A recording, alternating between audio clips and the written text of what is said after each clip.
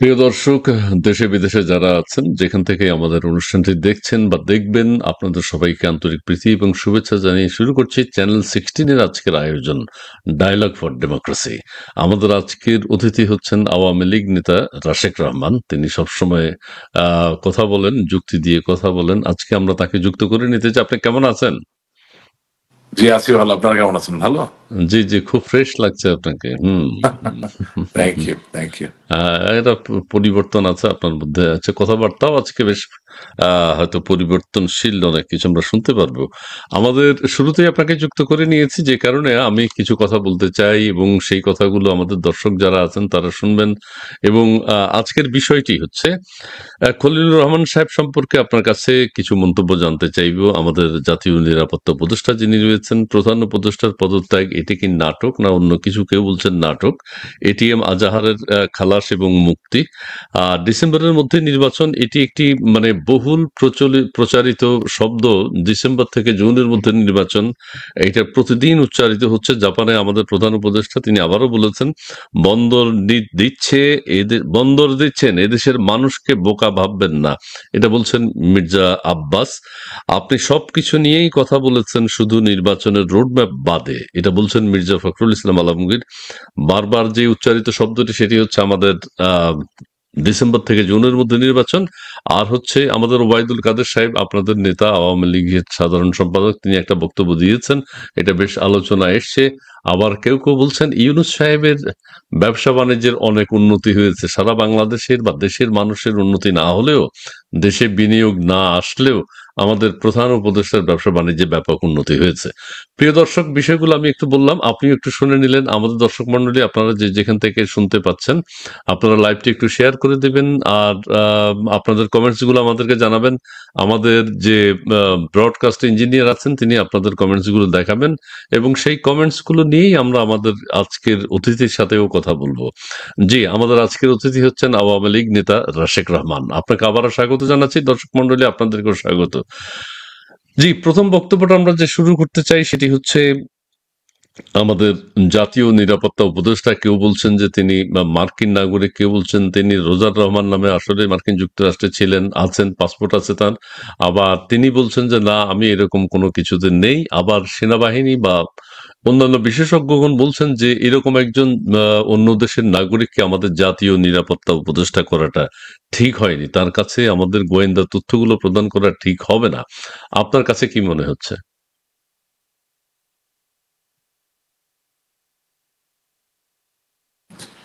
আপনাকে ধন্যবাদ। অনেকদিন পরে আপনার অনুষ্ঠানে আসলাম। এখন ইসমাইল ভাই, প্রথম কথা হচ্ছে যে আপনি আমার রাজনৈতিক মতাদর্শ সম্বন্ধে জানেন এবং দর্শক শ্রোতা যারা আছেন তারাও খুব ওয়াকিবহাল। আমার মতাদর্শের জায়গায় কোন রকম কোনো কম্প্রোমাইজ না করে যেটা সত্য বলা উচিত সেটাই আমি বলবো। আর যেটুকু আমি কংক্রিট ভাবে জানি সেটার উপরেই কথা বলতে চাই।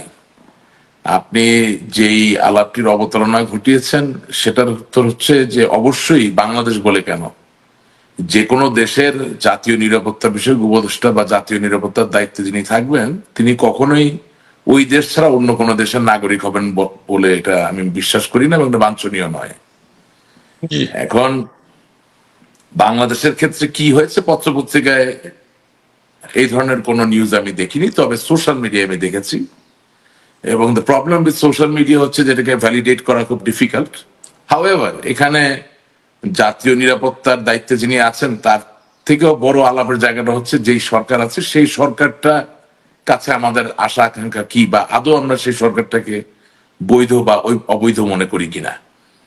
আর একটা জিনিস মনে রাখতে হবে যে যে কোনো সরকার গঠিত হওয়ার সময় তার নৈতিক জায়গা ঠিক আছে কি ঠিক নাই সেটা যেমন গুরুত্বপূর্ণ, ঠিক একইভাবে একটি সরকার গঠিত হয়ে যাওয়ার পরে তার যাত্রাটি নৈতিক কিনা বা তার অভিযাত্রায় নৈতিকতার ছটা আছে কিনা এটা তার থেকেও বেশি গুরুত্বপূর্ণ। সেই বিচারে গেলে আমি মনে করি যে শুধুমাত্র খলিলুর রহমান সাহেব সম্বন্ধে কথা না বলে সামগ্রিক যে উদ্ভূত পরিস্থিতি বাংলাদেশ সেটা খুব দুঃখজনক এবং অগ্রহণযোগ্য, সেটাই আমি মনে করি আলোকপাত করা উচিত। জি, কারণ প্লিজ। ইট মারলে পাটকেলটি খেতে হয় এই কথা যেমন সত্য, আমি যদি এখন কোন মন্ত্রী পদমর্যাদা ব্যক্তি দ্বৈত নাগরিকত্ব নিয়ে কথা বলি, তাহলে দেখা যাবে আমাদের দলও এরকম অনেক ঘটনা অনেক সময় ঘটেছে, যেখানে দ্বৈত নাগরিকত্বের দায়ে আমাদের ঘনিষ্ঠজনদেরকে দায়ী করা যেতে পারে। সুতরাং ওই আলাপটাতে যে আমি আমার দুর্বলতার জায়গাকে আবার মানুষের হাতে তুলে দিতে চাই না। What I am trying to say, যে বর্তমান সরকারের কাছ থেকে এর আগেও আপনার অনুষ্ঠানে আমি এসে বলেছি যে যে কোনো এক প্রেক্ষাপটে হোক এই সরকারটা গঠিত হয়েছে, তার কাছ থেকে আমরা আশা করি সত্যের উদযাপন এবং নৈতিকতার উদযাপনের জায়গাটা সেটা একেবারে অনুপস্থিত। এটা আমি দ্ব্যর্থহীন কণ্ঠে বলতে পারি। আচ্ছা, তবে দেশবাসী আশা করেছিল যে আমাদের প্রধান উপদেষ্টা যিনি হয়েছেন তিনি একজন নোবেল লরিয়েট হিসেবে দেশের মানুষের শান্তির জন্য কাজ করবেন, দেশকে শান্তির পথে এগিয়ে নিয়ে যাবেন, কিন্তু আমি সেটা আমি না সেটাই করে। আপনাকে বললাম। জি, আমি আপনাকে হ্যাঁ, সেটাই সেটা আপনি বললাম। বলেছেন। জি জি, সেটাই আপনাকে জনগণের। বললাম যে জি জি ধরেন মব ভায়োলেন্স, এটা এটা কে ক্ষমতা এটা বড় কথা নয়, আপনি মব ভায়োলেন্স হতে দিতে পারেন না, এটাই বড় কথা। জি আপনি জি আদালতে যাবেন, আত্মসমর্পণ করবেন, সেখানে আপনি নিরাপত্তার মধ্য দিয়েই আপনি আপনার আত্মপক্ষকে সমর্থন করবেন। তারপরে জি বিচারক মহোদয় যদি আপনাকে দায়ী মনে করেন, দোষী হবেন, আপনার সাজা হবে। কিন্তু এই যে নিরাপত্তার জায়গা, এটা বিধান করার দায়িত্ব সরকারের। এই জায়গাগুলো তো সম্পূর্ণভাবে ব্যর্থ। আহ, এবং আমি মনে করি টাকা পয়সার হিসাবে নিকাশের থেকে বড় কথা, বিনিয়োগের থেকেও বড় কথা, যে যখন কোন সরকার তার নাগরিক, সে যেই বিশ্বাসেরই বিশ্বাসী হোক, তিনি মুসলমান হোক, তিনি হিন্দু হোক, তিনি বৌদ্ধ হোক, তিনি খ্রিস্টান হোক, তিনি আওয়ামী লীগ করুন, বিএনপি করুন, জামাত করুন, জাতীয় পার্টি করুন, তাকে যদি সরকার নিজ হেফাজতে নিয়ে সুরক্ষা না দিতে পারে, তাহলে তার নৈতিক জায়গাটা সম্পূর্ণভাবে তিনি হারালেন। এখানে নোবেল প্রাইজও বড় কথা না, এখানে পুলিৎজারও বড় কথা না, এখানে ম্যাগাসেসেস যে পুরস্কার সেটাও বড় কথা নয়। তবে Whoever may be there, if you G claim G that you are the government, you are supposed to protect your people, and unfortunately, whether you like it or not, that protection is not there. So জি, এটাকে আমরা তবে partisan আলাপ না করে একেবারে একটা হ্যাঁ আদর্শিক আলাপে যদি রাখি, আমি মনে করি প্রেশারটা অনেক বেশি জোরালো হয়। হ্যাঁ, আদর্শিক আলাপের কথা আপনি বলেছেন। তবে কিছু কিছু ক্ষেত্রে কিছু মানুষের উপর, বিশেষ মানুষের উপর দেশবাসীর, জনগণের প্রত্যাশা অনেক বেশি। সেই হিসেবে ডক্টর ইউনূস সাহেব যেহেতু আন্তর্জাতিকভাবে আলোচিত, আন্তর্জাতিকভাবে স্বীকৃত নোবেল শান্তি পুরস্কার পেয়েছেন, সেই হিসেবে দেশের মানুষের প্রত্যাশা, চাওয়া পাওয়াটা ওনার কাছে অনেক বেশি থাকতেই পারে। এইটা আমার কাছে মনে হয়।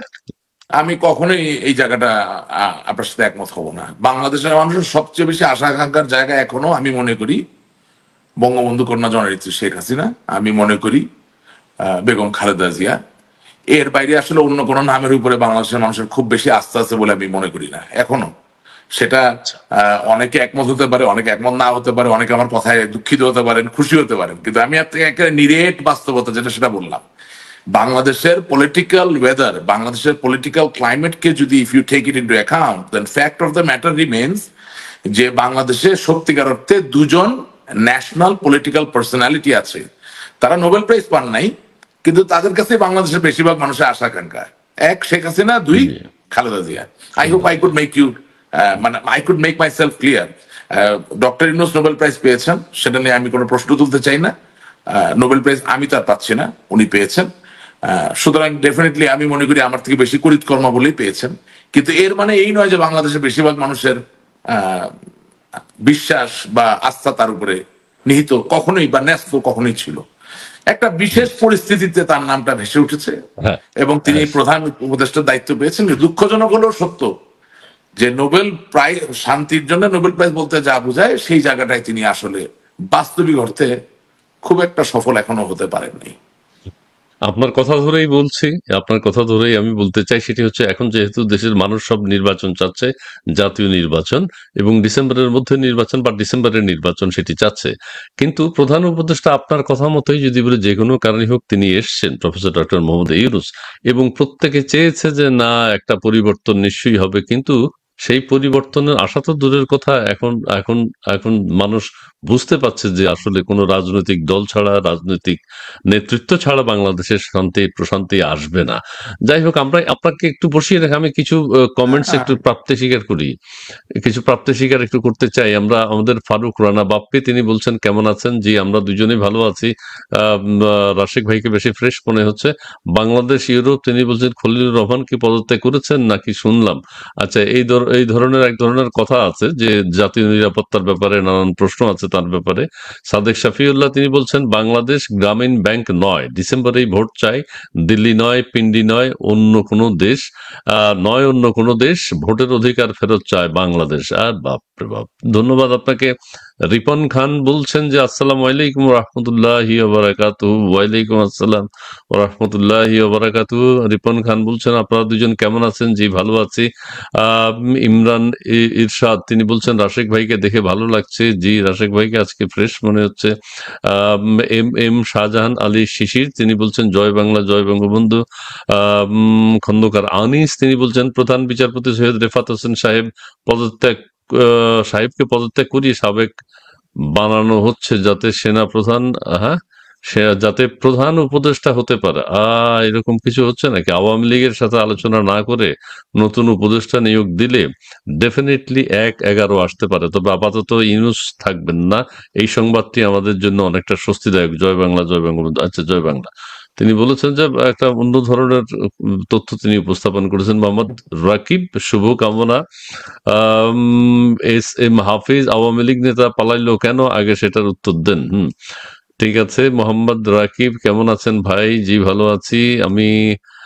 শরীফ আহমেদ নিষিদ্ধ আওয়ামী লীগের দোসর চাটুকার গুন্ডা বাহিনীকে যেখানেই পাবেন গণধোলাই দিবেন, এই যে কথাগুলো বেরিয়ে আসছে, হ্যাঁ, কি জন্য সব জায়গায়। হ্যাঁ, এস আলী দেশ কি মবের রাজ্য? যদি হয় তাই হয়, তবে আমার মব করার স্বাধীনতা কি আছে জানাবেন প্লিজ। হ্যাঁ, তার স্বাধীনতা আছে কিনা, আমাদের উপর মব করলে আমরা কি করব সেটাও জানাবেন। ধন্যবাদ আপনাকে। এই খন্দকার কাজী মনিরুজ্জামান তিনি বলছেন খন্দকার ইসমাইল ভাই আপনাকেও অনেক সুন্দর লাগছে। ও বাপ রে বাপ, থ্যাংক ইউ। আমার লিটন মিয়া সুদখোর ইউনুস গংদের দুঃশাসন থেকে বাঙালি মুক্তি পাবে কবে? জি, আমরা যেটা বলতে চাচ্ছি এখন, ওই যে আমাদের দেশে এখন যেটি আলোচিত হচ্ছে সবচেয়ে বেশি, সেটি হচ্ছে যুদ্ধ অপরাধের দায়ে যে এটিএম আজাহার তিনি মুক্তি পেয়েছেন, এবং মুক্তি পেয়েছেন, আবার আদালত তাকে নির্দোষ প্রমাণ করেছে। এই বিষয়টি নিয়ে সারা দেশে আলোচনা হচ্ছে, এবং এক ধরনের যে আইনের শাসন, যে আগে যারা তারা বিচার করেছেন সেটা কি ভুল ছিল? যে বিচারপতিরাই তো ছিল, সেখানে তো প্রধান বিচারপতি ছিল, এখনো আবার প্রধান বিচারপতি আছে, এখন আবার রায় হয়েছে দুই রকম, দুই সময় দুই রকম রায়। এটা কি সরকারের ইচ্ছা মতোই হয়, না হয় আপনারা যে সময় বিচার করেছেন আপনারা কিভাবে করেছেন, আপনারা কিভাবে রায় দিয়েছেন, সেটা যদি একটু ব্যাখ্যা করেন, একটু ক্লিয়ার হতে চাই। আপনি কি ধরনের উত্তর চান? প্রায়োগিক উত্তর চান নাকি কি হওয়া উচিত সেই উত্তর চান? আহ, এখন কি হওয়া উচিত ছিল, হ্যাঁ, এখনকার মানে কথা বলছেন? এখন না, আমি বলছি যে বাংলাদেশের আইন ব্যবস্থার একটা খুব দুর্বল জায়গা হচ্ছে যে এটা সম্পূর্ণভাবে জুরি সিস্টেমের বাইরে। জি, অর্থাৎ পৃথিবীর যে কোনো জায়গায় আপনি বিশেষত মার্কিন যুক্তরাষ্ট্রে আপনি যদি অভিযুক্ত হন, তাহলে জি, আপনার যে অভিযোগের জায়গা সেটা খণ্ডন করা হবে একজন বিচারকের সামনে বা কয়েকজন বিচারকের সামনে। কিন্তু দিনের শেষে সংবিধান বহির্ভূত যে ব্যাপারগুলো, অর্থাৎ যেমন ফৌজদারি অন্যায় বা কোনো সমঝোতা বিষয়ক অন্যায়, এইসব জায়গায় যেটা হয় যে জুরি যারা, অর্থাৎ জি, দেশের নাগরিকদের মাঝ থেকে বেছে নেওয়া কিছু সৎ কর্মঠ মানুষ, তারা এই মামলার ব্যাপারে তাদের যেই মতামত সেটা দেন। তার মানে কতদিন জেল হবে বা কি ফাঁসি হবে সেটা তারা বলেন না, কিন্তু ব্যক্তি নির্দোষ নাকি দোষী সেই ব্যাপারে তারা তাদের মতামত প্রকাশ করেন। সেটার উপর ভিত্তি করে বিচারক ঠিক করেন কাকে 10 বছর জেল দিবেন, কাকে ফাঁসি দিবেন, কাকে যাবজ্জীবন জেল দিবেন। ঠিক আছে না? জি, এখন বাংলাদেশে এই জুরি ব্যবস্থাপনা তো তৈরি হয়নি। এটার কয়েকটা বিশেষ কারণ আছে। সেটা হচ্ছে যে 17 বছরের পুরানো যে ঔপনিবেশিক বিস্তৃতি, সেখান থেকে যে আইন আমাদের কাছে এসেছে তার আমূল পরিবর্তন আমরা আসলে কখনোই করতে পারি নাই। আমরা এই আওয়ামী লীগ, বিএনপি, জাতীয় পার্টি, কামড়াকামড়ি, পিটাপিটি, জামাত ইসলামী, মারামারি, এর মধ্যে দিয়ে 54 বছর পার করে ফেলেছি। কিন্তু মানুষের জীবনধারার কে আরো সাবলীল, স্বাচ্ছন্দ্যময় এবং আরো সুরক্ষায় পরিপূর্ণ করার জন্য আইনি যে বিবর্তন হওয়ার কথা ছিল সেটা আসলে হয় নাই। হয়নি। আর তার থেকেও বড় কথা হচ্ছে দুর্নীতি এত বেশি গভীরে ঢুকে গেছে যে আপনি যে বাংলাদেশের নাগরিকদেরকে দিয়ে একটা জুরি ব্যবস্থাপনা করে সঠিক বিচার পাবেন সেটারও আসলে নিশ্চয়তা দেওয়া সম্ভব না। তাহলে যিনি বিচারক, যিনি বিচার করছেন বা যিনি আইনজীবী, তিনিও তো আমার দেশের মানুষের বাইরে না। সুতরাং ওই রোগে যদি আমার দেশের একজন সাধারণ মানুষ আক্রান্ত হয়, তাহলে একই রোগে অন্য যাদের বিশেষভাবে বললাম তারাও তো আক্রান্ত হতে পারেন, তাই না? তা আমার মনে হয় আপনি কথার উত্তরটা পেয়ে গেছেন। আর তার থেকে বড় কথা হচ্ছে যে যুদ্ধাপরাধী কাউকে ছেড়ে দেওয়াকে কোনোদিন আমি সমর্থন করতে পারি না। কারণ এই সরকারের সবচেয়ে বড় ব্যর্থতার জায়গা, এটা হচ্ছে একটা অন্যতম জায়গা যে আপনি বৈষম্য বিরোধী আন্দোলনকে সমর্থন করতে গিয়ে, স্বীকৃতি দিতে গিয়ে একেবারে বাংলাদেশের জন্মটাকে অস্বীকার করে ফেললেন। এটা তো আর হয় না। এখন এটা যে বাংলাদেশের মানুষের স্বার্থবিরোধী একটা ব্যাপার হয়ে যাচ্ছে, এটা অনেকে হয়তো বা এখনই বুঝতে পারছেন না, কিন্তু কিছুদিন পরে অবশ্যই বুঝবেন। সুতরাং যেভাবেই হোক, এটা আওয়ামী লীগ বিএনপি একার কারো সম্পত্তি নয়, এটা এই সরকার সহ প্রত্যেককে বুঝতে হবে যে what they are doing is not correct, it is the wrong path. এবং মাঝে মাঝে আমি কয়েকজন উপদেষ্টার মুখে শুনি যে না, বাংলাদেশের সত্যিকার স্বাধীনতা ইতিহাসকে গ্রহণ করে আমাদের সামনে এগোতে হবে, শুনি তারা বলেন, কিন্তু এর প্রয়োগ নাই। এর প্রয়োগ নাই কিরকম? এই যে একটু আগে আপনি যেরকম বললেন যে আমরা যুদ্ধ অপরাধীকে মুক্ত করে দিচ্ছি। সো আমি বিচারক নই, আমি আইনজীবী নই, আমি এখানে সাক্ষীও ছিলাম না। সুতরাং একেবারে বিচারিক ব্যাপারে, খুঁটিনাটি ব্যাপারে কথা বলার মতো শক্তি আমার নেই। আমি শুধু এতটুকু বলতে পারি যে যিনি সত্যি বাংলাদেশের স্বাধীনতার বিরোধিতা করেছেন তাকে যদি আমি উদযাপন করি, তাহলে বাংলাদেশের ভবিষ্যৎ কি? অবশ্যই সেটা ভালো না। তবে সেটা বলতে গেলে আবার এটাও বলতে হয় যে আমরা বাংলাদেশ আওয়ামী লীগ আজকে 9 মাস ধরে বলতে গেলে কেন্দ্রীয় নেতা, এমপি, মন্ত্রী যারাই ছিলেন সবাই দেশ ছাড়া। 9টা বছর ধরে কিন্তু আমরা আওয়ামী লীগের সাথে বাংলাদেশের সমাজ বিনির্মাণ, বাংলাদেশের রাজনীতি, বাংলাদেশের ইতিহাস ও মানুষের ভবিষ্যতের যে সংযোগের জায়গা, এটা এখনো স্থাপন করতে পারিনি। এটা স্থাপন করা দরকার। কারণ এটা না হলে যেটা হচ্ছে, ওই যেটা আপনাকে বললাম যে আওয়ামী লীগের একটা রাজনৈতিক সত্তা আছে অবশ্যই, এবং আওয়ামী লীগ যখন রাজনীতি করে তখন এর একটি অংশ যদি নির্বাচনে জয়ী হয়, গণতন্ত্রের একটা অন্যতম হাতিয়ার, সে সরকার গঠন করে। কিন্তু আওয়ামী লীগের একটা অংশ আছে যেটাকে কোনোদিন আপনি ভুল বলতে পারবেন না, যেটাকে আপনি কোনোদিন সরকার পরিচালনার সফলতা বা ব্যর্থতার সাথে সম্পর্কিত করতে পারবেন না। সেটা কি? সেটা হচ্ছে আওয়ামী লীগের সাথে বাংলাদেশের ইতিহাসের যে সংযোগের জায়গা। অর্থাৎ বঙ্গবন্ধু শেখ মুজিবুর রহমানের নেতৃত্বে আমাদের জাতীয় 4 নেতা, সৈয়দ নজরুল ইসলাম সাহেব, তাজউদ্দিন সাহেব, ক্যাপ্টেন মনসুর আলী সাহেব, কামরুজ্জামান সাহেব, ওনারা এবং আরো লক্ষ লক্ষ স্বাধীনতাকামী মানুষ, সবাই আওয়ামী লীগ করেছেন তা বলতে চাই না, কিন্তু লক্ষ লক্ষ স্বাধীনতাকামী মানুষ এবং তৎকালীন ইপিআর, পুলিশ, আনসারের বীর সেনানী যারা ছিলেন, তারা সকলে মিলেই তো এই দেশটা স্বাধীন করেছেন। সুতরাং ওই জায়গায় আপনি আজকের দিনে কাউকে দোষী করতে গিয়ে বা ক্ষমতার খেলা থেকে দূরে রাখার জন্য আপনি একবারে বাংলাদেশের পরিচয়টাকে বিলীন করে দিবেন, এটা খুব বিপজ্জনক একটা খেলা হচ্ছে। এবং আমার বিএনপি দলীয় সহ রাজনৈতিক কর্মী যারা আছেন তাদের বলতে চাই যে আপনারাও এই খেলায় বেশি তাল দিয়েন না। কারণ দিনের শেষে আপনার যে প্রতিষ্ঠাতা মেজর জেনারেল জিয়াউর রহমান, যদি বাংলাদেশের স্বাধীনতাকে ম্রিয়মান করে ফেলা হয় ইতিহাসটাকে, তাহলে উনিও কিন্তু থাকেন না। সুতরাং বুঝে হোক না বুঝে হোক, বেশি তাল দিতে গিয়ে নিজের পায়ে নিজে কুড়াল মাইরেন না। দ্যাটস মাই যে স্ট্যান্ড। এবং না না, যেটা হচ্ছে এটা খুব ভালো কিছু হচ্ছে বলে আমি মনে করছি না। মনে করেন না। আর জামাত ইসলামীর ভাইদের কাছেও আমার একটা কথা, রাজনৈতিক কোনোভাবে আপনাদের সাথে আদর্শের সাথে আমার কোনো মিল নাই, কিন্তু আপনি তো বাংলাদেশেই আছেন। বাংলাদেশে এত বড় স্বাধীনতা যুদ্ধ হয়ে গেছে, যত চেষ্টাই আপনি করেন এই স্বাধীনতা যুদ্ধের গল্পটা আপনি কোনোদিন মুছতে পারবেন না। বাংলাদেশের ভিতরে মুছতে পারলেও বাংলাদেশের বাইরে তো মুছতে পারবেন না। সুতরাং আপনি ইসলাম ধর্মকে নিয়ে রাজনীতি করেন, আপনি আল্লাহর কথা বলে রাজনীতি করেন, সেটা যেমন মানুষের মন থেকে কেড়ে নেওয়া সম্ভব না, এটাই ইতিহাসে প্রমাণিত হয়েছে। পৃথিবীর কোথাও এটা সম্ভব হয় নাই। ঠিক একইভাবে বাংলাদেশের স্বাধীনতা যুদ্ধ হয়েছে, এটা স্বীকার করলে আপনার দল থাকবে না সেটাও তো না। এবং বেশিরভাগ লোক যারা আজকে জামাত ইসলামী করেন, আমি সোশ্যাল মিডিয়ায় বিশেষত যেটা দেখি, ধরেন আপনাদের যে আমির, তিনি নিজে বলছেন যে তিনি নাকি ছাত্রলীগ করতেন। এখন সেটা কি বঙ্গবন্ধুর ছাত্রলীগ করতেন না জাসদ ছাত্রলীগ করতেন আমি জানি না, বাট আমি ধরে নিলাম ওনার কথা সত্য, উনি করতেন। বয়স্ক মানুষ, মুরব্বী মানুষ, ওনাকে চ্যালেঞ্জ করার কোনো দরকার আমার নাই।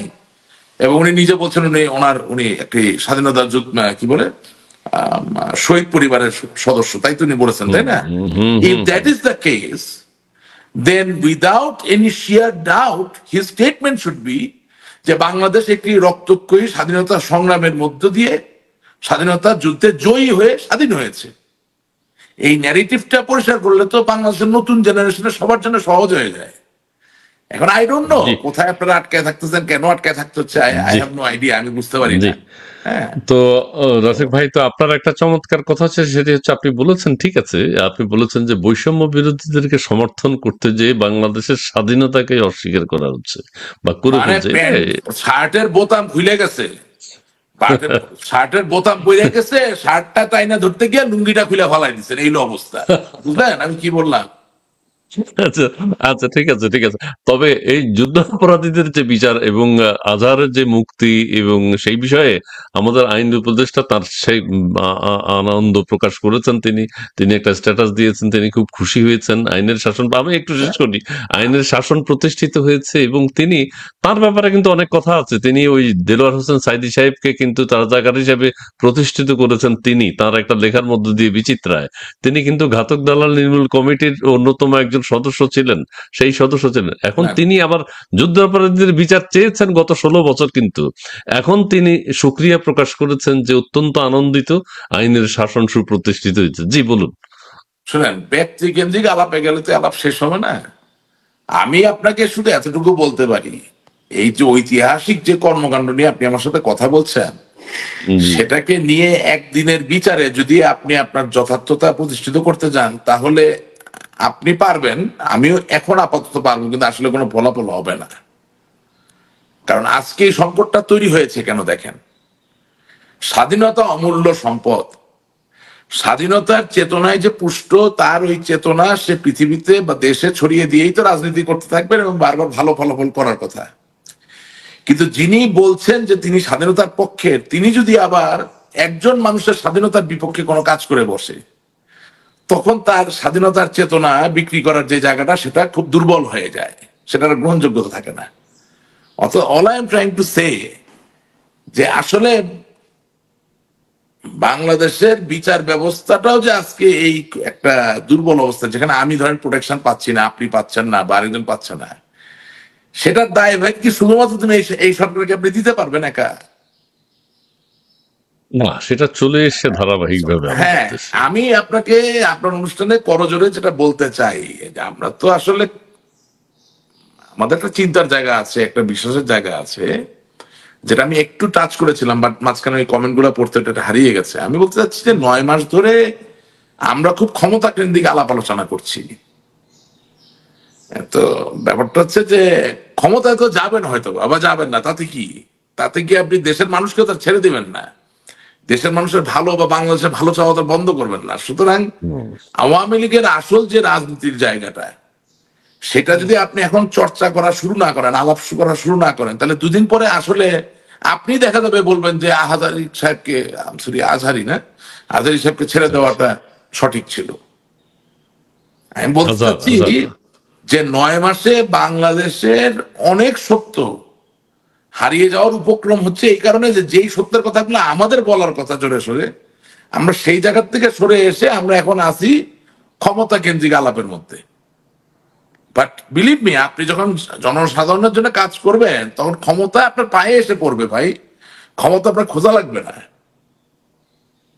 তবে এত বৈষম্য, এত হানাহানি, এত বিভেদ মতভেদ যদি থেকে থাকে, সেখানে আসলে ঐক্যের আর কথা, দেশের আর স্বাধীনতা সার্বভৌমত্বই যেখানে নাই, সেখানে হুম, তো এটার না, আর আমি জানি আমি না। যদি আপনাকে প্রশ্ন করি যে জি 1971 সালের 25শে মার্চের কাল রাতে যখন পাকিস্তান হানাদার বাহিনী অস্ত্র নিয়ে বাঙালির উপরে ঝাঁপিয়ে পড়লো, তখন এই বাঙালি তো শত সেনাবাহিনী থাকার পরেও একেবারে সম্মুখে দাঁড়িয়ে থেকে তার সাথে যুদ্ধ করতে পারলো বা যুদ্ধ করলো, তাহলে ওই বাঙালি তো আর এখন ভারতীয় হয়ে যায় নাই, বা ওই বাঙালি তো এখন পাকিস্তানি হয়ে যায়নি, তাহলে এই বাঙালি এখন যুদ্ধ করে না কেন? এই প্রশ্ন আপনি করবেন না? সোশ্যাল মিডিয়ার যুগ, আপনি এত কিছু বুঝাইতে পারতেছেন, এত কিছু বলতে পারতেছেন, সেম বাঙালি রুখে দাঁড়াচ্ছে না কেন তাহলে? এই প্রশ্নের উত্তর যদি আপনি খুঁজে ফেরেন, আমি মনে করি সমাধান পেয়ে যাবেন। আমরা তো ওই প্রশ্ন করছি না, আমরা ওই আলাপে যাচ্ছি না। জি জি জি 52 সালে বাঙালি পারলো পাকিস্তানি পুলিশ, সেনাবাহিনী, আইন শৃঙ্খলা রক্ষাকারী গোয়েন্দা সংস্থার বিরুদ্ধে দাঁড়িয়ে যেতে। 66 সালে পারলো, 1969 সালে পারলো, 1971 সালে পারলো, কিন্তু আজ পারে না কেন? কারণটা কি? একবার প্রশ্ন করছেন? জি জি জি জি, ভালো, ঠিক তার আছে। মানে হচ্ছে আমি আ- ব্যর্থ। জি খুব ভালো কথা বলেছেন। আচ্ছা, আরেকটা বিষয় বলতে চাই। আওয়ামী লীগের সাধারণ সম্পাদক ওবায়দুল কাদের সাহেব বক্তব্য দিয়েছেন এবং সেখানে তিনি তিনি কিভাবে আত্মগোপনে চলে গেলেন, কিভাবে তিনি বাংলাদেশ ছাড়লেন, সে বিষয়গুলো তিনি উপস্থাপন করেছেন। তৃণমূল নেতাকর্মী বা দেশের আপামর জনসাধারণের কথা তার মুখ থেকে সেইভাবে আমরা শুনতে পাইনি, দেশবাসী শুনতে পাইনি। অনেক আলোচনা হচ্ছে, সমালোচনা হচ্ছে। একজন নেতৃস্থানীয় মানুষ যিনি যে ৯ মাস পর কথা বলেছেন, একটা কিছু জাতি ফ্রুটফুল কিছু জাতি জানতে চেয়েছে বা জানতে পারলে খুব ভালো হতো। কিন্তু তার বক্তব্যটিকে আপনি কিভাবে দেখছেন এই সময় তার এই বক্তব্য? শোনেন, আল্লাহ তাআলা মানুষকে ক্ষণে ক্ষণে পরীক্ষা করে।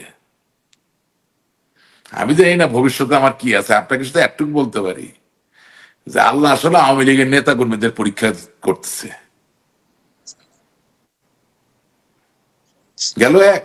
আর দুই নাম্বার, জি। আপনি জানেন কথা বলছেন তারে তো আমি নিজামুদ্দিন আউলিয়া কোন এক অলির সাথে তুলনা করি। সে তো মনুষ্য পর্যায়ে নেই, সে অন্য লেভেলে আছে।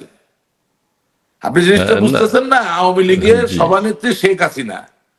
ওনার প্রাণহানির শঙ্কা বা হুমকি থাকার কারণে আজকে উনি ভারতের দিল্লিতে। জিনিসটা বুঝেন নাই? বাংলাদেশ আওয়ামী লীগের হাজার হাজার নেতা কর্মী, কারো প্রতি কারো মায়া তৈরি হইল না, সবাই পালায়া আইসা ইন্ডিয়ায় হাজির হইতে হইল। একমাত্র এই আল্লাহর অলি, ওনারে বাথরুম থেকে দেখার পরে সবার মায়া তৈরি হয়ে গেল। ওনাকে তুলে নিয়ে তোমরা ইন্ডিয়া পর্যন্ত দিয়ে আসো। মানে একটা সহজ সরল করলাম আর কি, যে ফ্রম সংসদ জি। ভবন টু ইন্ডিয়া। না, এটা ৩ মাস বাংলাদেশে অলি ছিলেন। আল্লাহরে নিয়ে তো আপনি, মানে অলি পীর ফকির আউলিয়া নিয়ে তো আপনি কথা বলতে পারবেন না। তো অন্য লেভেলের জিনিস। না, তবে বাংলাদেশে এখন জিন্দাউলি আছে আরেকজন। এটা কিন্তু মানে ইনি কিন্তু লেটেস্ট। এটা কিন্তু খুব আলোচিত কি? জিন্দাউলি। ডাক্তার শফিক সাহেব জিন্দাউলি। না, তবে তবে তবে যিনি যিনি ওনার ইন্টারভিউ নিয়েছেন, ওনাকে আমি একটা বার্তা পাঠিয়েছি। আচ্ছা, কি আমি হিসেবে কেন বার্তায় বলেছি, পাঠিয়েছেন? হ্যাঁ আমি বার্তায় বলেছি যে ভাই, আপনি তো ইন্টারভিউ নিলেন, হয়তোবা সাংবাদিকতার জগতে অনেক বড় কাজ করছেন, অনেক টিআরপি হইলো, এই করলো, কিন্তু ভাই একটু অন্যভাবে তো ইন্টারভিউটা নিতে পারতেন। এটা তো আমার দলের ক্ষতি করলেন, কারণ আমার নেতা কর্মীদের মনের জায়গাটা, প্রাণ সঞ্চারের জায়গাটা একটু ধাক্কা খেলো, একটু অন্যভাবে নেওয়া যেত। যেহেতু ওবায়দুল কাদের সাহেব, আমি বললাম যে মানুষের লেভেলে নাই, উনি অনেক উপরে উঠে গেছেন, ওনাকে নিয়ে কথা না বলে আমি সাংবাদিক সাংবাদিক মহোদয়কে দোষ দিলাম যে আপনি একটু অন্যভাবে ইন্টারভিউটা করতে পারতেন। কারণ বাংলাদেশ আওয়ামী লীগের সাধারণ সম্পাদক চরম বিপদের সময় তার পাশে 200টা লোক তার জন্য প্রাণ দেওয়ার জন্য থাকবে না, তারে একা তার স্ত্রীকে নিয়ে বাথরুমের মধ্যে লুকায় থাকতে হবে। এটা সত্য হইলেও তো বলা যাবে না বাইরে। হুম। আচ্ছা, এখন কেউ কেউ বলছেন যে সাংবাদিকের কথা আপনি যেটা বললেন এটাও ট্রু। সাংবাদিক তাকে জিজ্ঞেস করছেন কিভাবে পালালেন, কিভাবে আত্মরক্ষা করলেন। এটার চেয়ে বড় কথা হলো বাংলাদেশের মানুষকে এখন কিভাবে দেখতে চান, কি করণীয় উচিত, দেশের মানুষের কি করণীয় উচিত, আওয়ামী লীগের তৃণমূল নেতা কর্মীরা কি করা উচিত। আবার কেউ কেউ বলছেন যে ওবায়দুল কাদের সাহেব এই কথাটা বলাটা ঠিক হয়নি, কিভাবে পালালেন, কিভাবে বাথরুমে ছিলেন। আমি এটা তো তো আপনাকে সেটাই একদম বললাম, নিম্ন। এটা বলতে হ্যাঁ, হলো, আমি তো আপনাকে এটাই বললাম। হ্যাঁ, সেটাই সেটাই সেটাই মানে আরে আমি আপনি তো অন্যজনের কোনো কথা। দলের সাধারণ সম্পাদক না। হ্যাঁ, আপনিও বাথরুমে যদি পালান, তারপরে বলার আগে তো দুইবার চিন্তা করবেন যে কোথায় বলবেন, এই এই কখন এই- বলবেন, কেন বলবেন। এটা বলবো হ্যাঁ, কিনা। তাহলে হুম, হুম, হুম। হ্যাঁ, তা আপনি বলবেন কিনা বলেন না। হ্যাঁ, হ্যাঁ, সেটাই সেটাই সেটাই জীবনে চিন্তা করতে। জীবনে আপনি যখন ছোট ছিলেন, জি। আপনার আম্মা আপনাকে বোকা দিছে না, মাইর দিতে গেছে না? দিছে দিছে। আমার আপনার গেছে না? তা আপনি আমি পালাইছি না গাছের পাশে, টেবিলের নিচে, বাথরুমে। আপনি হুম, কি বড় হুম, হইয়া হুম। কি গল্পে লিখছেন নাকি এটা? না না না, লিখি তাইলে নাই। সব কথা কি লেখেন, সব কথা কি বলেন? হ্যাঁ, এটা নিয়ে কথা আপনার হচ্ছে আম্মার যে। জন্য আপনি জান দিতে পারেন, এটা কথা কথা বলতে। আমি তো আমার আম্মার জন্য জান দিতে পারি, তা আপনার আম্মা কোনো রাগ হুম, করে বলে নাই একটু? ওই যে বাঙালি প্রচলিত যে গালিগুলা ধরেন, এটা রাগ করে দিয়ে ফেলছে তো। আপনি তোর দিয়ে কোনদিন কিচ্ছু স্মৃতি হবে না। স্মরণে বই লিখবেন যে আমার আম্মা আমাকে এই নাম ধরে গালি দিল? না আহা হা, না শুনে না আমার মধুর মতো লাগলো, বলবেন নাকি আপনি? না না না না। তা তো পিক এন্ড চুজের ব্যাপার থাকবে না? অবশ্যই অবশ্যই। তারপরে লাইভ বক্তব্য ওনার আমরা শুনেছি। ওই লাইভ বক্তব্যে যিনি সাংবাদিক, যেই সাংবাদিক প্রশ্ন করেছেন তারও কিন্তু একই উদ্দেশ্য, আপনি যেটা বললেন একই রকম না একই না, ধরনের উদ্দেশ্য কথা কিছু না জিজ্ঞেস। তো। উদ্দেশ্য কিছু না, যেসব কথাবার্তায় আমরা বিতর্কিত হয়েছি, আবার নতুন করে এন্টারটেনমেন্ট শুরু হইলো। আওয়ামী লীগের আসল অভিযাত্রা, আসল সংগ্রাম বাদ দিয়ে এখন একটা নতুন এন্টারটেনমেন্ট চ্যানেল খোলা যাবে। আপনি আপনি কিভাবে বললেন যে আমি যা করছি আমি সব জননেত্রী শেখ হাসিনার কথাই করছি? সত্য হইলে এটা তো ঠিক বলতে পারেন হয়নি। না। আপনার তো অনুষ্ঠানে তো আমি বললাম যে সানাউল টাঙ্গাইলে সানাউলের এমপিকে থাপড়াইলো দিনের বেলা টাঙ্গাইলে উনি। এটা কি শেখ হাসিনার আচ্ছা কথা উনি একজন সংসদকে থাপড়াইছে? হ্যাঁ, রেলের একজন আচ্ছা, এই কথা কর্মচারীকে গিয়ে থাপড়াইলো, এটা কি শেখ হাসিনার কথা উনি থাপড়াইছে? এটা বলতে চায় উনি? আহ এটা হ্যাঁ, তো বিতর্কিত কথা, বিতর্কিত কথা। কেন ঠিকই এই কথা ঠিকই বলবেন? ঠিকই। যদি আমি ধরেও নেই যে শেখ হাসিনা বলছে, কিসের জন্য উনি বলবেন এই কথাটা? উনি আজ পর্যন্ত যতজন লোকের সাথে পার্টি করছে খারাপ ব্যবহার করছে, উনি শেখ হাসিনার কথা খারাপ ব্যবহার করছে?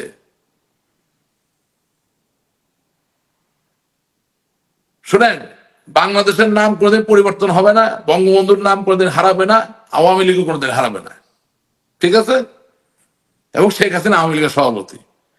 কিন্তু এই আলাপ ভাই দুঃখজনক, এটা মেনে নেওয়া যায় না, না না, আপনি একেবারে যেভাবে মেনে নেওয়া বলেছেন, হ্যাঁ, আমাকে বলছেন যে এইভাবে কাদের সাহেবের কাছ থেকে এই বক্তব্য, এই গুরুত্বপূর্ণ মুহূর্তে এতদিন পর, অর্থাৎ 9 মাস পরে তার কাছ থেকে এই বক্তব্য জাতি আশা করেনি। এখন এটা তো আপনাদেরকে বলতে হবে।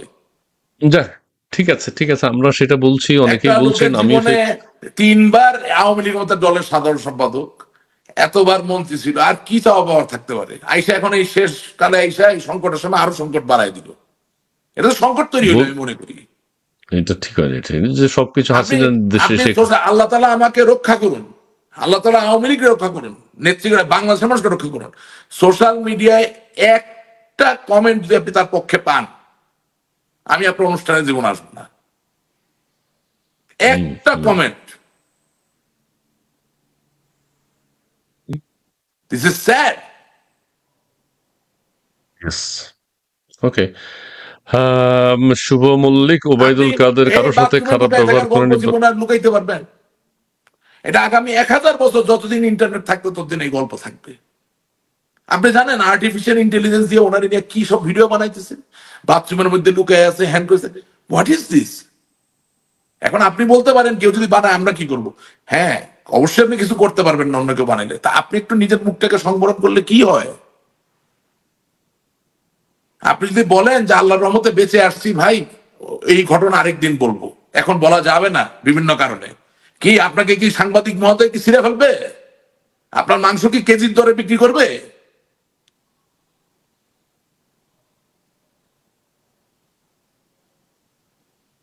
আচ্ছা ঠিক আছে, আমরা এই আলোচনা থেকে আর অন্যদিকে আর যাই এখন। সমন্বয়কারীরা ওনারে দেখা সমবেতী হইলেন, আওয়ামী লীগ আর কাউকে দেখা সমবেতী হইল না। ওনার থেকে তো কম আলোচিত, কম পরিচিত, কম বিতর্কিত লোককে যেভাবে মারা হয়েছে, পিটানো হয়েছে, হত্যা করা হয়েছে, তাহলে উনি কি বুঝাচ্ছেন যে উনি জননেত্রী শেখ হাসিনার থেকে বেশি জনপ্রিয়? জননেত্রী শেখ হাসিনাকে, বঙ্গবন্ধুর কন্যাকে দিল্লি যাওয়া লাগে, আর উনি ওনাকে বাথরুম থেকে বাইর করে সসম্মানে ট্যাক্সিতে উঠাইয়া, ডু ইউ বিলিভ দিস?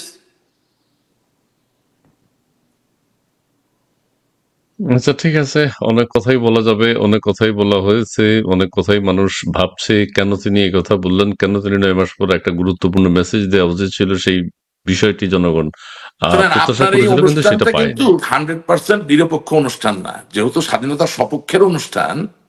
হ্যাঁ, আপনাদের, পকেট। হ্যাঁ, আপনাদেরকেও কিন্তু কিছু মতামত দিতে হবে। শুধু আমাদেরকে এনে মতামত নিলে হবে না। যদি আপনারটা 100% নিরপেক্ষ নির্মোহ অনুষ্ঠান হতো, যে আপনি কোনো দিকেই না, মানে স্বাধীনতা থাকলেও কিছু না, না থাক তা তো না, আপনি স্বাধীনতা প্রেমী, আপনি কিন্তু স্বাধীনতা ভালোবাসেন। আমি বলবো না আপনি আওয়ামী লীগ করেন, আমি আপনার ভিতরে স্বাধীনতার যে চেতনা দেখেছি, একটা শান্তির জায়গা খুঁজে পাই, যে যত দূরেই থাকেন, যেভাবে থাকেন, বাংলাদেশের স্বাধীনতার যে ইতিহাসটা, যে সত্যিকার যে পরিস্থিতি, সেটা তুলে ধরতে চান। তা আপনাদেরকে তো আপনাদের মতামত দিতে হবে। হুম। না, আমরা তো বলছি এক ধরনের, কিন্তু আমরা যে কথাটা তার কাছ থেকে শুনতে পেতাম, যদি এইরকম কিছু দেশের মানুষ নিয়ে, আওয়ামী লীগ নিয়ে, তৃণমূল নিয়ে, জনসাধারণ নিয়ে, বা সাধারণ মানুষ নিয়ে তিনি যদি কথাগুলো বলতেন, তাহলে ওই কথাগুলো নিয়ে তারপরেও আলোচনা হতো। কথা কোনো গ্রহণযোগ্যতা অনেক পাবে কথা। না। আচ্ছা আচ্ছা ঠিক আছে, আমরা এখন অন্য প্রসঙ্গে যাই। বাংলাদেশে সবচেয়ে বেশি উচ্চারিত একটি শব্দ হচ্ছে ডিসেম্বর অথবা জুনের মধ্যে নির্বাচন হবে, ডিসেম্বর অথবা জুনে, অথবা ডিসেম্বর থেকে জুনের মধ্যে নির্বাচন হবে। আমাদের প্রধান উপদেষ্টা পৃথিবীর যেখানেই যান, প্রধান উপদেষ্টার কাছে আন্তর্জাতিক জাতীয় যে সংবাদ মাধ্যমগুলো আসে, তিনি যখনই কথা বলেন তিনি বলেন যে ডিসেম্বর থেকে জুন। আজকে 6 মাস যাবত তিনি একই কথা বলছেন। আজকে তিনি জাপান সফরে রয়েছেন, জাপান গিয়েও তিনি একই কথা বলেছেন যে ডিসেম্বর থেকে জুন। এর মধ্যে কোনো রহস্য আছে কিনা, আপনার কাছে কি মনে হচ্ছে? ডিসেম্বরে কোনো নির্বাচন হবে না, এটা বিএনপিও জানে। ওনারা পল্টনে বা বিভিন্ন জায়গায় যে বক্তব্য দিচ্ছেন, তারা জেনে শুনেই দিচ্ছেন যে ডিসেম্বরে কোনো নির্বাচন হবে না। তারা যে যমুনায় গিয়েছিলেন, তারা পরিষ্কার বার্তা পেয়ে গেছেন, এবং যেই কারণে তারা ব্যাকফুটে চলে গেছেন সেটা হচ্ছে যে তাদেরকে খুব তারেক রহমান সফলভাবে তো এখন বলছেন, তারেক রহমান আজকের সমাবেশে বলছেন যে ডিসেম্বরে নির্বাচন হতেই হবে। হবে না। আচ্ছা, আমি বলি, আচ্ছা, আমি যে প্লিজ। যে ন্যারেটিভটা ওনারা প্রতিষ্ঠিত করেছেন সেটা হচ্ছে যে যদি নির্বাচনে আওয়ামী লীগকে ছাড়া নির্বাচন না দেওয়া যায় তাহলে দুর্ঘটনা ঘটতে পারে।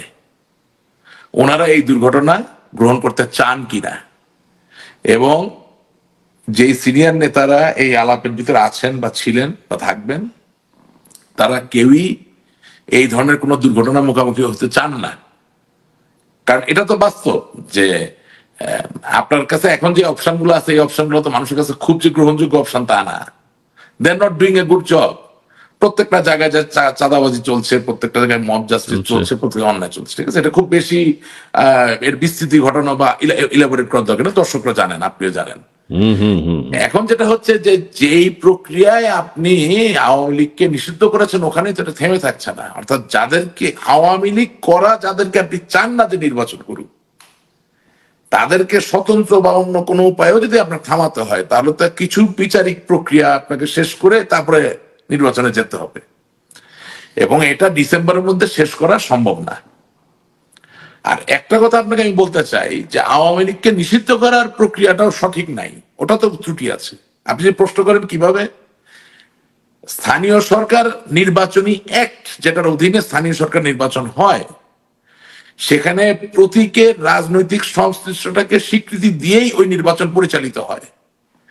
অর্থাৎ বাংলাদেশের এখন হাজার হাজার ইউনিয়ন পরিষদের যারা চেয়ারম্যান আছেন, তারা কিন্তু দলীয় প্রতীক থেকে নির্বাচিত চেয়ারম্যান। সুতরাং স্থানীয় সরকারে আপনি আওয়ামী লীগের প্রতীক ভ্যালিড রেখে দিলেন, রেখে দিয়ে আপনি জাতীয় নির্বাচনে বলতেছেন আওয়ামী লীগ নিষিদ্ধ বিচার না হওয়া পর্যন্ত। I am sorry, law doesn't permit that. Law is either or, either or, দুটোকে মাখিয়ে ঝালমুড়ি বানানোর কোন সুযোগ আইনে নাই। সুতরাং স্থানীয় সরকারে কেরানীগঞ্জের সব চেয়ারম্যান, ইউনিয়ন পরিষদের চেয়ারম্যানরা নৌকা মার্কা নিয়ে নির্বাচিত এবং চেয়ারম্যানের দায়িত্ব পালন করবেন, কিন্তু জাতীয় নির্বাচনের ক্ষেত্রে আওয়ামী লীগ নামের দলটি নিষিদ্ধ। নিষিদ্ধ। এই আইন হয় না। কন্ট্রাডিকশন। হ্যাঁ, আপনি ইশরাককে যে মেয়র হিসেবে স্বীকৃতি দিতে চাচ্ছেন বাই দ্য কোর্ট, মানে নির্বাচন কমিশনের যিনি, সেখানে প্রতিদ্বন্দ্বী কে ছিলেন যাকে আপনি বাতিল করলেন? নৌকা মার্কা ছিলেন। তো যদি নির্বাচন চলাকালীন সময় একটা নিবন্ধিত দল বাতিলই হয়ে যায়, তাইলে ওই নির্বাচনের পরে কে মেয়র হবে বা হবে না সে প্রশ্নই তো উঠে না। তাহলে চট্টগ্রামের যিনি মেয়র, ঠিক একইভাবে বর্তমানে ঢাকার যিনি মেয়র হতে চাচ্ছেন ইশরাক সাহেব, তার দাবিটাও তো তাহলে ফিউটাইল। সুতরাং দ্য এক্সারসাইজ ইজ ফল্টি। যেই আয়োজনটা তারা করেছেন এটা ত্রুটিপূর্ণ। এটা এটা এই সরকারের ভিতরে যারা আছেন তারা জানেন, এমনকি আমাদের বিরোধী যে রাজনীতি করেন কিন্তু প্রজ্ঞাবান প্রাজ্ঞ, তারাও জানেন।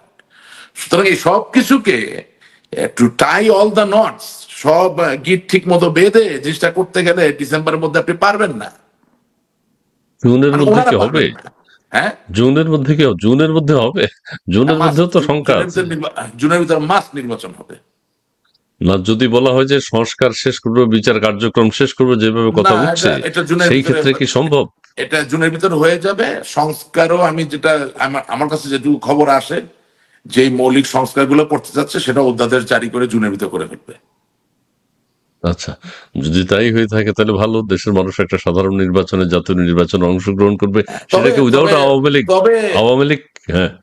তবে ভাই একটা কথা বলি, মানে আমার ব্যক্তিগত কথা, এটা আমি এই সরকারকে সমর্থন করে কথাটা বলছি না, তবে উপসর্গ যা দেখি তাতে করে রাজনৈতিক নির্বাচন হলেও দেশের মানুষের ভাগ্যের খুব পরিবর্তন হবে তা না, কলিম কলিমের জায়গায় থাকবে। সেটাকে আওয়ামী লীগকে বাদ দিয়েই নির্বাচনটা হবে বলে মনে হয় সেদিকেই যাচ্ছে। হ্যাঁ, এটা আপনি যারা বলে যে আমরা চাই না আওয়ামী লীগকে নিষিদ্ধান দিন, তারাও চায় আমাদের একটা নির্বাচন করে ক্ষমতায় চলে আসতে।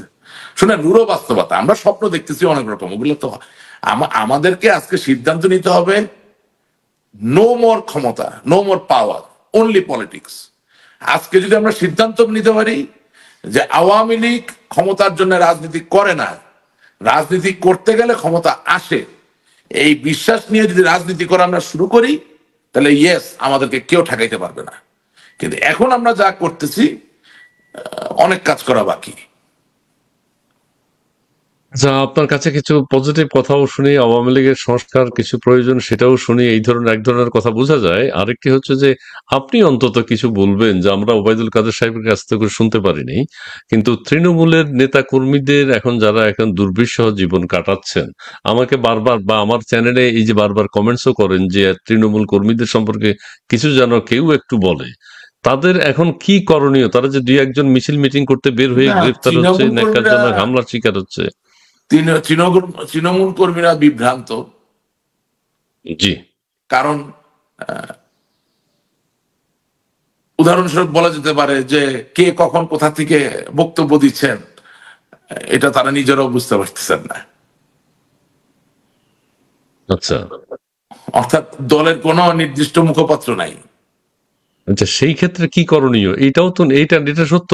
মানে অবশ্যই কে বলবেন গত ৯ মাসে কিন্তু অবশ্যই বাংলাদেশের ভিতরে আপনাকে একজন মুখপাত্র দিতে হবে, আপনার ভালো লাগুক বা না লাগুক, অবশ্যই দিতে হবে দায়িত্ব দিতে হবে। মুখপাত্র। দায়িত্ব আরেক জিনিস, আমি দায়িত্বের কথা পরে যাচ্ছি, মুখপাত্র একজন আপনাকে দিতে হবে। ইয়েস। আপনার ভালো আপনি এত চিন্তিত যে আপনার নেতা কর্মী জেলে চলে যায়, তাহলে আর আপনি এই কর্মসূচিগুলো নেন কেন? রাইট। এমন লোক আওয়ামী লীগের আছে বাংলাদেশে যারা জেলে যাওয়ার ভয় না পেয়ে আওয়ামী লীগের মুখপাত্রের দায়িত্ব পালন করতে চায়। সে মুখপাত্র হওয়ার পরে তারা যদি অ্যারেস্ট করে, আমি আরেকজনকে মুখপাত্র বানাবো। That's how it will be.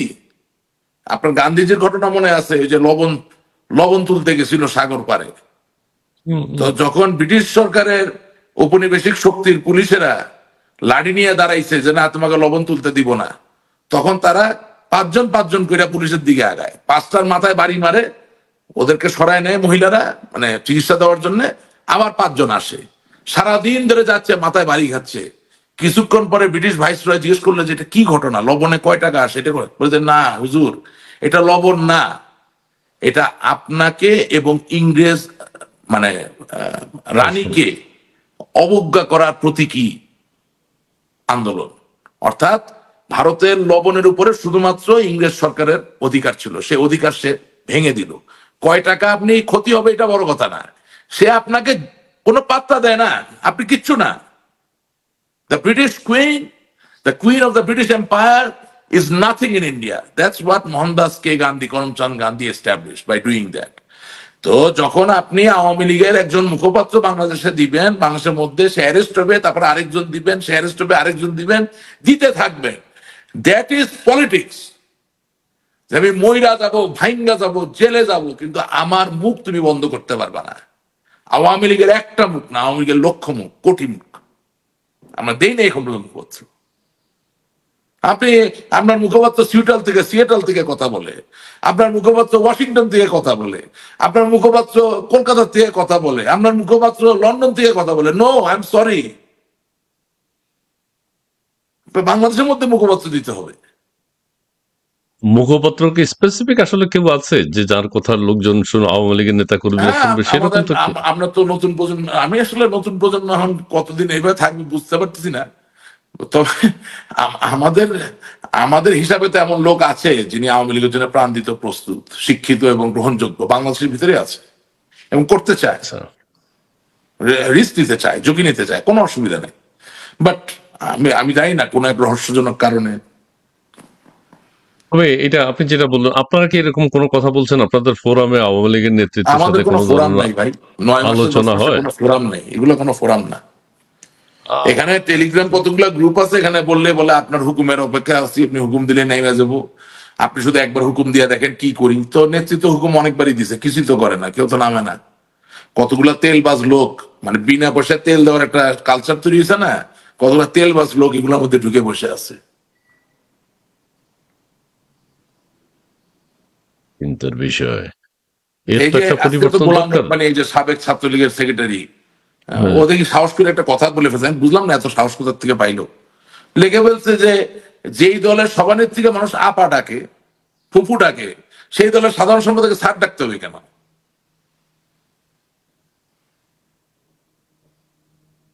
গাদ্দার সাহেবকে কি সবাই স্যার ডাকে? তাই তো শুনে আমি চাচা ডাকি, সেটা তো ধরেন আমার আব্বা আওয়ামী লীগের কোষাধ্যক্ষ কাছে বলতেন, সেটা আমি শুরু। হ্যাঁ, হ্যাঁ, অনেকে আছে যারা তেল মারার ধান্দায় থাকে, এরা চাচা হইলেও স্যার ডাকবো, যা লাগে তাই ডাকবো, আহ, খুব মাই লর্ড যৌক্তিকতা ডাকবো। না, ঠিক না, ঠিক আছে। তবে এটা সত্য আওয়ামী লীগের এখন যারা নেতাকর্মী প্রত্যন্ত অঞ্চলে আছেন, দেশের ভিতরে আছেন, তারা কিন্তু একটা নেতৃত্ব বা একটা মুখপাত্র চাচ্ছে, যে একদম পারফেক্টলি যিনি বলবেন এখন কি করণীয় বা কি করা না উচিত অবশ্যই, এবং সেই তার দিক। থেকে বড় কথা শুনেন, আপনি আমার আমার কথাটা আপনার পছন্দ হবে না, আমি বলি ভাই, আপনি একটা কথা বলি, আওয়ামী লীগের কিন্তু কোনো দোষ নাই। না, যদি তা তো কোনো নেই। ভুল ত্রুটি হয়ে থাকে, সরি, এটা তো ওই আমার ওই যে আহমদ জন্য ভাইয়ের আইফোনের মতো হয়ে গেল, আঙুলটার হাতটা বললে বেলুন উড়ে দেখি, হ্যাঁ, যেটা কি হ্যাঁ, ওইটা ওই যে মানে হ্যান্ড জেস্টার রিড করতে পারে তো আইফোন। আচ্ছা আচ্ছা আচ্ছা ওই আচ্ছা যে আচ্ছা, একবার আচ্ছা। টক শোতে বলছিল না যে আমারটা ঘুরে না, আমারটা আইফোন, এরকম আর কি, আমারটা আইফোনে হাত হ্যাঁ রেখে, হ্যাঁ, হ্যাঁ, মানে ধরে এরকম করলে ওই যে ইয়ে থামস আপ ওই চলে টিকি আসে। আসে, হ্যাঁ, হ্যাঁ। তো এখন হ্যাঁ, তো এখন আবার হইতেছে না, যাক বেলুন চলে আসছিল, সরি। আমি আমি যেটা আপনাকে বলতে চাচ্ছিলাম সেটা হচ্ছে যে আওয়ামী লীগ দল হিসেবে তার তো একটা নীতি আদর্শের জায়গা আছে এবং জি। একটা ইতিহাস আছে। এই দলের কিন্তু কোনো দোষ নেই। আওয়ামী না, লীগের তৃণমূলের যে কর্মী সারাদিন জয় বাংলা জয় বঙ্গবন্ধু বলতেছেন, তারও কিন্তু কোনো দোষ নাই।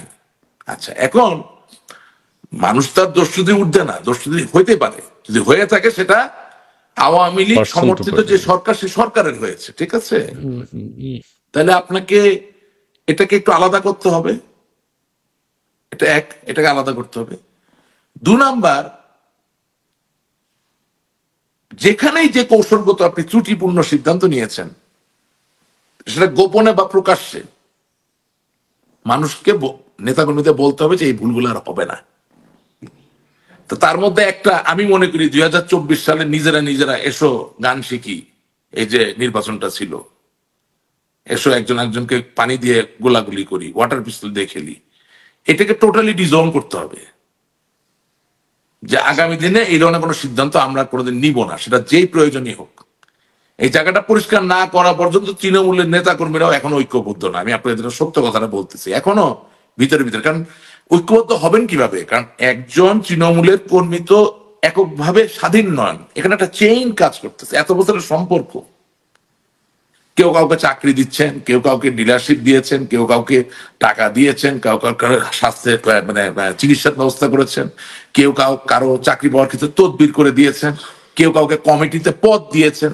সুতরাং এই যে এসো নিজেরা নিজেরা গান শিখি, খেলাধুলা করি, এই যে ঘটনাটা, এইটা আপনি যতক্ষণ না ডিজোন না করবেন, ততক্ষণ পর্যন্ত এই যে বিভক্তি তৈরি হয়েছে, এটা ঠিক হবে না।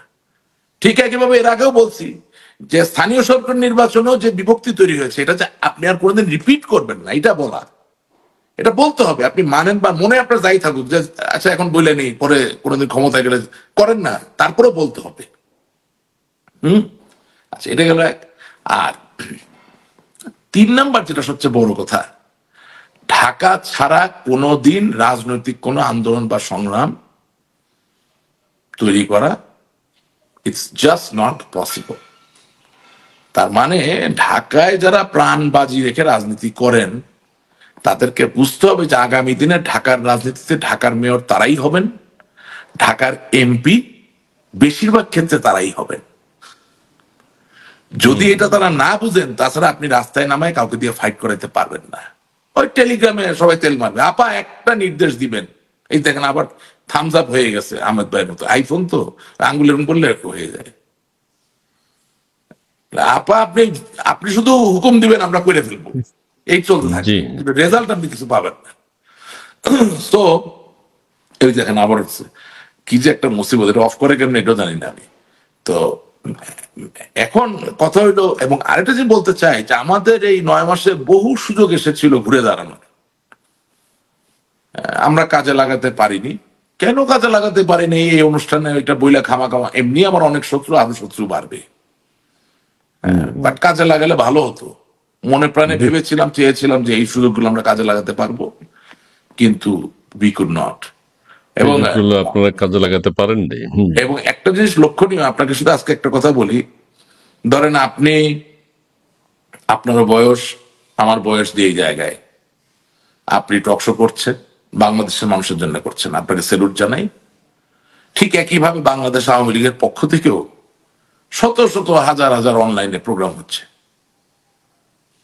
জুমে হচ্ছে, টেলিগ্রামে হচ্ছে, হোয়াটসঅ্যাপে হচ্ছে, ফেসবুকে হচ্ছে, কিন্তু একটা যে লক্ষণীয় কি জানেন, কোন অনুষ্ঠানে জেন জি যাদেরকে বলা হয় তাদের কোনো উপস্থিতি নাই। এটা ঠিক না করলে তো আপনি, কারণ আমার তো চুল পাকছে, আরো পাকবে, আমার তো বয়স বাড়তেছে, আমি তো কখনোই তাকে ছাড়া দাঁড়াতে পারবো না।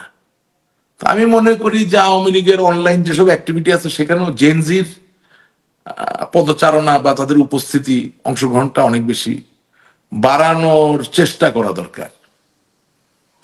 If not, it conveys a very wrong message.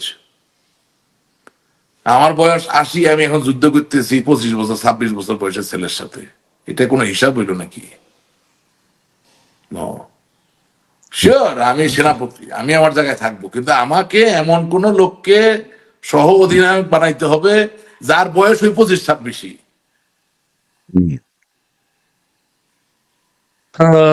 Rashek এই যে ভাই, আমাদের অনেক কথা অ্যাডভোকেট হলো। ফজলুর রহমান সাহেব এত ভালো কথা বলে, আগে আমাদের ছাত্রলীগের সম্মানিত সভাপতি ছিলেন, সাধারণ সম্পাদক সভাপতি ছিলেন, ছিলেন, হ্যাঁ। এমপি ছিলেন, হ্যাঁ, আমার বাবার সাথে মিশে মারাত্মক কথা বলেন। আমি বিমোহিত হয়েছে এই কথা শুনে। আজকে তাকে তো আমরা আমাদের দলে রাখতে পারিনি, এখন বিএনপিতে বেগম খালেদা জিয়ার উপদেষ্টা হয়ে গেছে।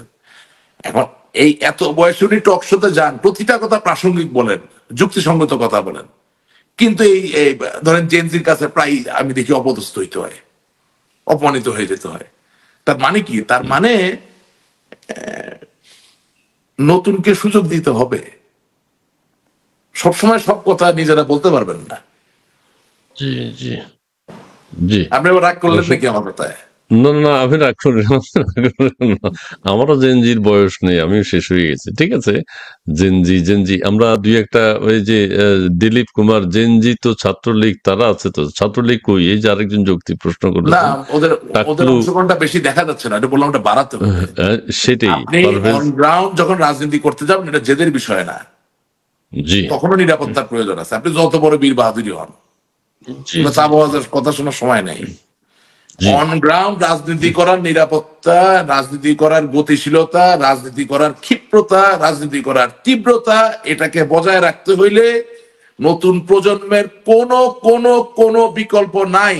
যারা এটা মানে নাই। না, তাদের রাজনীতি নিয়ে কথা বলার কোনো দরকার আছে বলে আমি মনে করি না। ওকে ওকে ওকে, আমরা ঠিক আছে, আমরা শেষের দিকে চলে এসেছি। পারভেজ আলম, টাকলুর মাথায় হেডফোন, যে টাকলু বলে যদি আপনার শান্তি লাগে বলুন, অসুবিধা নেই। আর হচ্ছে যে, হ্যাঁ, ইফতেখার জাবের হাসিনাবিহীন আওয়ামী লীগ ফিরে আসবে, তবে তবে কি সেটা বলতেন পিয়ালিয়া লায়লা, তিনি বলেছেন please don't bring to your show anymore. আচ্ছা ঠিক আছে, আপনাকে ধন্যবাদ। ইফতেখার জাবের কাকে হাসিনাবিহীন, হ্যাঁ, কাকে ব্রিং টু ইউর শোকে? কি বললো ওই যে এনিমোর, আচ্ছা, অনুষ্ঠান মনে হয় দেখতে চায় না, ঠিক আছে। আচ্ছা, ওকে। উম, আচ্ছা, অনেকে বলে, অনেকে আমাকে টাকলা বলেছেন, ঠিক আছে। আমাদের ওই যে রাশেক ভাই সম্পর্কে অনেক ভালো কথাও বলছেন অনেকে। ঠিক আছে, সবকিছুই ঠিক আছে। এইভাবে চলতে থাকবে। তবে যে কথাটি আমাদের আজকে সামারি, সেটা হচ্ছে আওয়ামী লীগের একজন মুখপাত্র দরকার, যিনি সঠিক নির্দেশনা দিবেন, নেতৃস্থানীয় নেতাদের কাছ থেকে পরামর্শ নিয়ে যিনি কথাগুলো বলতে পারবেন গুছিয়ে, এবং নেতাকর্মীরা যার উপর বিশ্বাস রাখবে, আস্থা রাখবে, তিনি কথাগুলো বলবেন, এবং তার কথা অনুযায়ী আওয়ামী লীগকে, ছাত্রলীগ তো নিষিদ্ধ করা হয়েছে, আওয়ামী লীগকে চলতে হবে। কিন্তু এই না হলে বিশৃঙ্খল ভাবে এখন আওয়ামী লীগ যেভাবে মাথা রাস্তায় নামে বা কথা বলে, নিজেরা নানান ষড়যন্ত্রের শিকার হচ্ছে, গ্রেফতার করা হচ্ছে, মব ভায়োলেন্স করা হচ্ছে, সন্ত্রাস করা হচ্ছে, এটা চলতে পারে না। আমার মনে হয় রশিক ভাইও যে কথাটি বলেছেন, ঠিক আছে, আপনার রিয়েলাইজেশন থেকে আপনি অনেক কথা বলে যাচ্ছেন, সত্য কথা বলছেন, না, ঠিক আছে, আরেকটা কিন্তু কথা অনেকের আমার আবার বাদ সেটি চলে ভালো যাবে, একটা কথা আমি একটু বলতে চাই। হ্যাঁ, জি।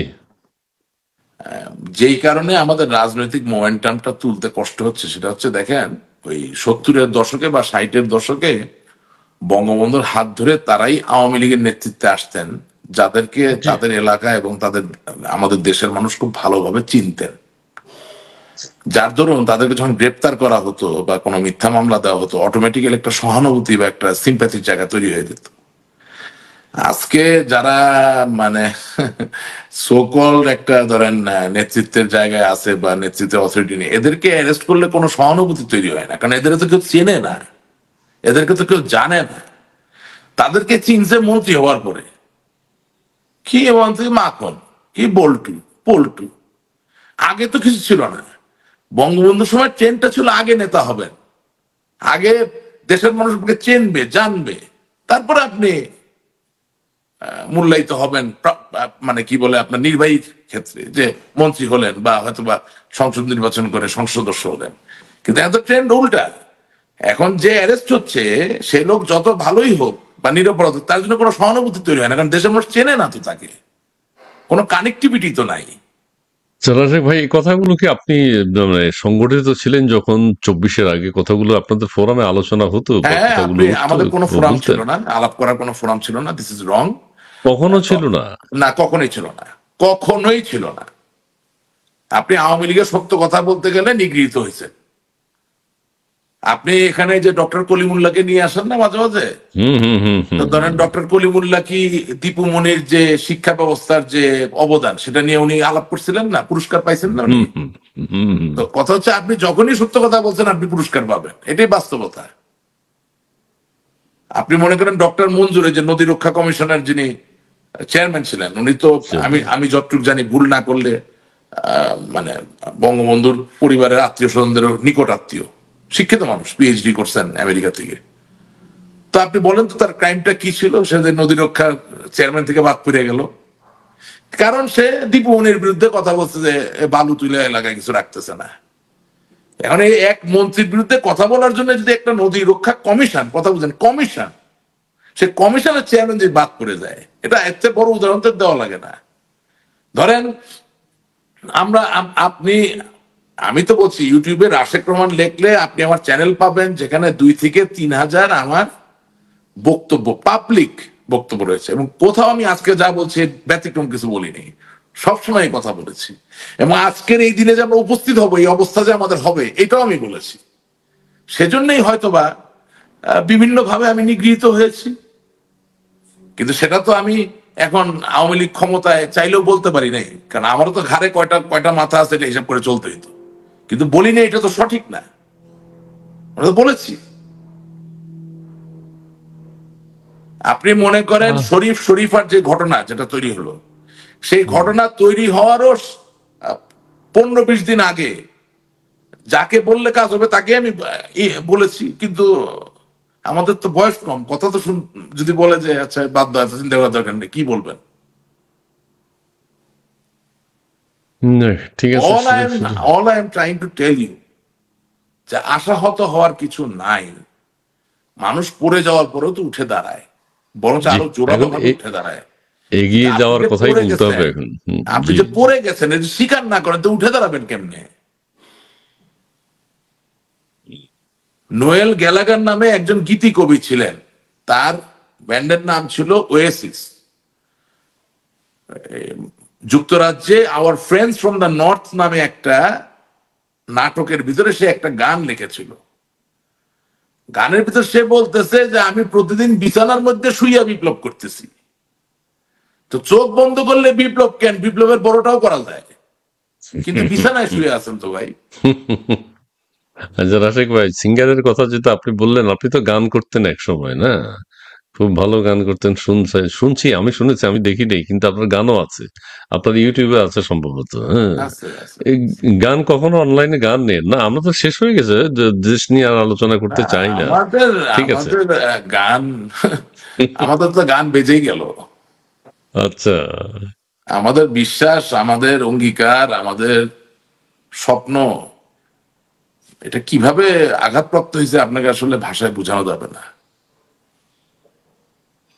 যাক, আওয়ামী লীগকে এখন ঘুরে দাঁড়াতে হবে, এটাই সত্য। ঠিক আছে, অনেক কথা বলেছেন, আপনি পড়ে গেছেন, এটা অবশ্যই ঘুরে স্বীকার দাঁড়াতে হবে, করতে হবে। আপনি অবশ্যই ঘুরে শুয়ে দাঁড়াতে আছেন। হবে। হ্যাঁ, হ্যাঁ, ঘুরে দাঁড়াতে হবে।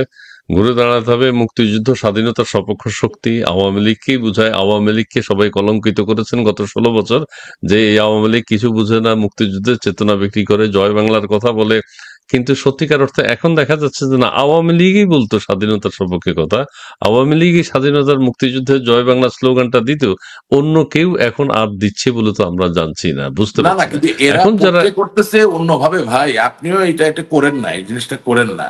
জি, এরা পোট্রে করতেছে, এরা দেখাচ্ছে যে আওয়ামী লীগ স্বাধীনতার কথা বলতো নিজের ব্যক্তি স্বার্থে। এই কথাটা বলছে। হ্যাঁ, আপনি ভাই এটা আপনি এড়িয়ে যান না। না, ওরা কেন কিন্তু এই সুযোগ একেবারে, পাচ্ছে? হ্যাঁ, আজকে ওরা সুযোগ পাচ্ছে, শুনেন, কথা বঙ্গবন্ধু শেষ হবে না। শতবার্ষিকী উদযাপন করতে গিয়ে কত হাজার কোটি টাকার ব্যবসা হয়েছে, এটা অস্বীকার করতে পারবেন? না, অস্বীকার তা করার কোনো আপনি সুযোগ কি নেই। বঙ্গবন্ধু উঠাইলেন না নামাইলেন? নামানো হইলো, তাইলে অনেকেই বিরক্ত হয়েছে তখন, অনেকেই হ্যাঁ, বিরক্ত তা হয়েছে কেন তখন, ভাই আপনি 2 বছর কথাটা যাবৎ। বলতেছেন? হ্যাঁ, আওয়ামী লীগের অবশ্য। এই পা ফাটা তৃণমূলের কর্মীটাই নির্মোহভাবে, নিঃস্বার্থভাবে বঙ্গবন্ধুর কথা বলে, শেখ হাসিনার কথা বলে, আওয়ামী লীগের কথা বলে, দেশের কথা বলে। ওই জায়গাটায় আমরা চলে যাই। আমরা কেন এত প্রতিকূলতার সম্মুখীন হচ্ছি, আমাদেরকে তো ফিল করতে হবে। এটা নিয়ে তখনই কথা উঠেছিল যখন আপনাকে 2 বছর সব ব্যাপী। লোককে সামনে নিয়ে আসতে হবে যারা কোনোদিনও বঙ্গবন্ধুর নাম বিক্রি করে 1 টাকা ইনকাম করে নাই। আপনাকে এমন সব লোকজনকে সামনে আনতে হবে যেই লোক 1971 সালে যুদ্ধের কথা বলে 1 টাকার সুযোগ নেয় নাই।